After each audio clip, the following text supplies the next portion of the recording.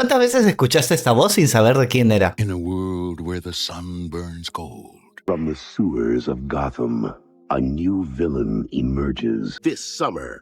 Porque si creciste en los 90s o 2000 viendo trailers en inglés, hay una posibilidad muy alta de que esta voz te haya vendido decenas de películas. Y lo más curioso es que nunca fue el protagonista, pero durante años fue la voz más importante de Hollywood. Y esta voz tiene un solo nombre: Don LaFontaine. Donald Leroy LaFontaine nació el 26 de agosto de 1940 en Duluth, Minnesota. En su vida tenía algo claro: quería trabajar en el mundo del audio. No en el cine, no en Hollywood, en el audio. Así que tras graduarse se enlistó en el ejército de los Estados Unidos, donde trabajó como ingeniero de grabación para la banda y coro del ejército. Aunque en ese entonces no le entusiasmaba mucho estar frente al micrófono, sino trabajando con el audio tras bambalinas. Después del servicio, Don aterrizó en la ciudad de Nueva York para trabajar como ingeniero de sonido y editor en los National Recording Studio de Manhattan. Él era técnico. Él ajustaba cables, revisaba niveles y se aseguraba de que todo sonara bien. Fue ahí, en 1962, que el destino lo puso frente a la consola para colaborar con un joven productor, Floyd Peterson. Juntos se encargaron de la campaña radial de la película Doctor Strangelove, del mismísimo Stanley Kubrick, un par de años antes de que la película se estrenara. Después de esto, Don se volvió un conocido escritor y productor de trailers, pero aún no le daba voz a ninguno. Pero en 1964, con 23 años, llegó el momento que lo cambió todo, aunque no de la forma que te esperarías.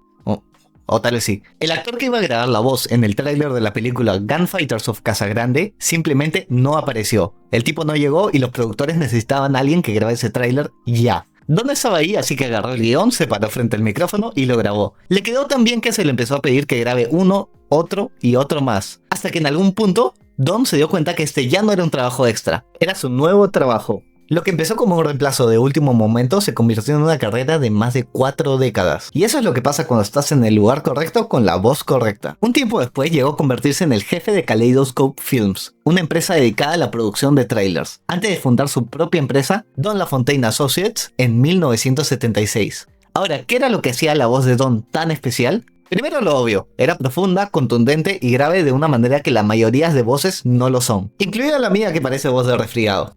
Soy Neo, les tengo una historia. Cállate. Pero bueno, eso no solo alcanza para convertirse en el máximo exponente de los trailers de Hollywood. Don desarrolló un estándar de lo que serían los trailers en la industria. Una forma específica de narrar los trailers que combinaba múltiples cosas como urgencia, epicidad y la sensación de que estabas a punto de ver el evento más importante del universo. Así sea una comedia romántica de bajo presupuesto. Y combinando todo esto nació la frase que lo inmortalizó. In a world. 3 palabras, solo 3 palabras, y de alguna manera eso era suficiente para que tu cerebro entendiera que algo grande estaba por pasar. Obviamente Don no inventó la frase, pero la popularizó tanto que se convirtió en sinónimo de él. Al punto que hoy, si alguien imita una voz de tráiler, inevitablemente empieza con esas 3 palabras. Don llegó a grabar múltiples trailers por semana en sus años de mayor actividad. Prácticamente vivía en el estudio de grabación. Todo ese trabajo lo llevó a participar en más de 5.000 trailers a lo largo de toda su carrera, incluyendo una gran parte de toda la producción de Hollywood durante los años 80, 90 y 2000.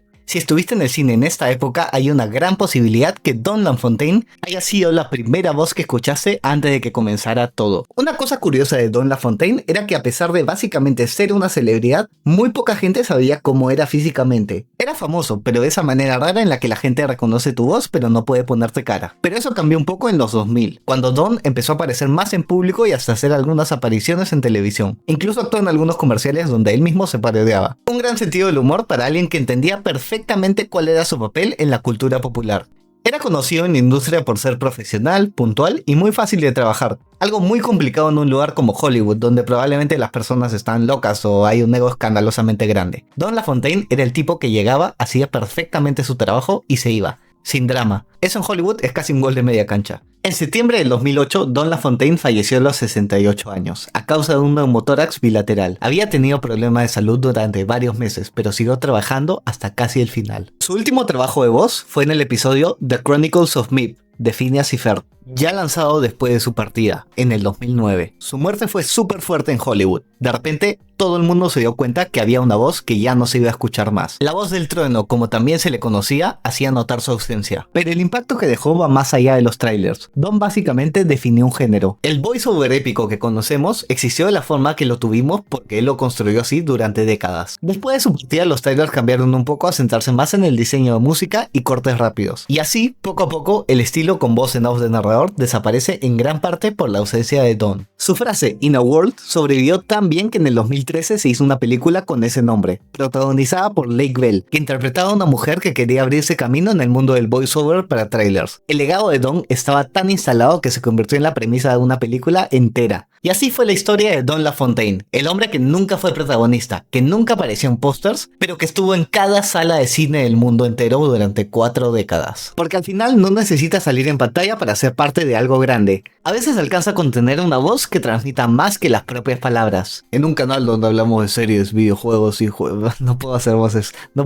graves ni siquiera. Si quisieras ayudarme con un like, una suscripción o un comentario, te lo agradecería muchísimo. Muchas gracias por ver el video y nos vemos en otra ocasión.